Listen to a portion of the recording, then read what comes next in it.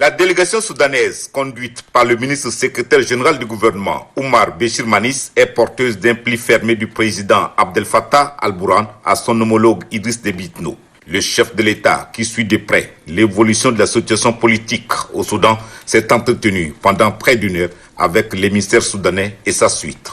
Le Tchad et le Soudan, liés par l'histoire et la géographie, ont en partage de nombreux héritages.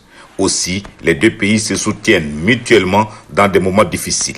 Le chef de l'État Idriss Déby Itno, il faut le rappeler, a joué un rôle majeur dans le retour progressif de la paix dans le Darfour et le retour du calme à Khartoum. Oumar Béchir Manis, qui n'a pas voulu dévoiler le contenu du pli dont il est porteur, a laissé entendre au sortir des échanges avec le chef de l'État Idriss Déby Itno que le gouvernement soudanais, dans sa recherche de la paix et de la concorde nationale, entend organiser une conférence pour ramener la paix entre les filles et fils du Soudan vivant le long de la frontière avec le Tchad, et que son gouvernement souhaiterait que cette conférence soit placée sous l'égide du chef de l'État Idriss Déby Itno. Le retour définitif de la paix à l'ouest du Soudan a toujours été la préoccupation du chef de l'État depuis le déclenchement du conflit au Darfour, lequel a sérieusement perturbé la quiétude du côté de la frontière tchadienne, où vivent encore de nombreux réfugiés soudanais, partageant avec leurs frères tchadiens le peu de moyens de subsistance dont ils disposent.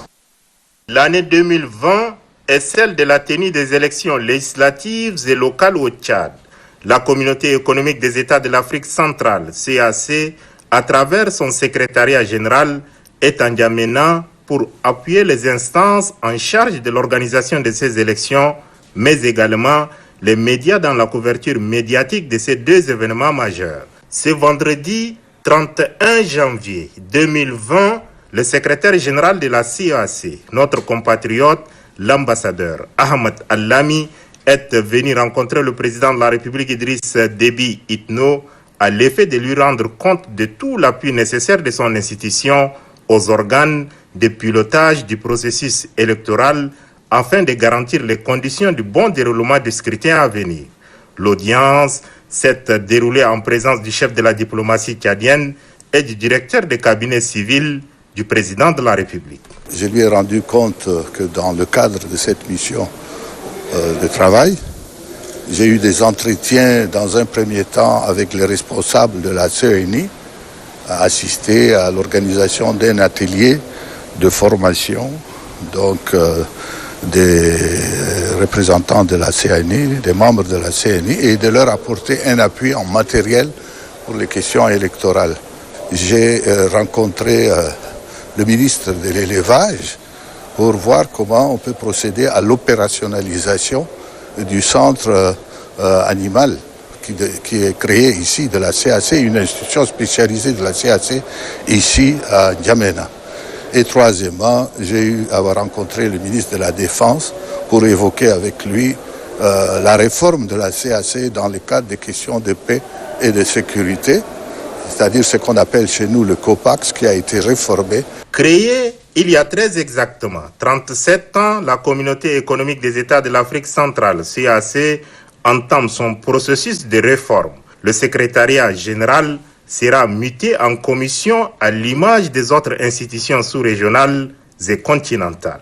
La CAC aura pour exécutif désormais une commission, un président de la commission au lieu d'un secrétariat général.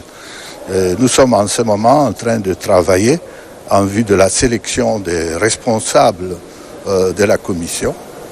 Et ensuite, nous allons organiser un sommet ordinaire de la CAC qui procédera à l'installation de la commission.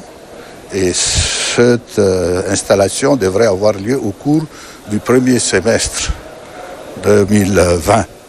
Donc à ce moment, le secrétariat général que je dirige va passer la main à la commission.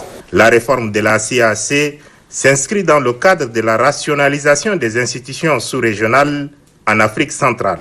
Il n'est pas exclu que le processus de réforme débouche sur une seule organisation, comme souhaité d'ailleurs par les dirigeants de la sous-région.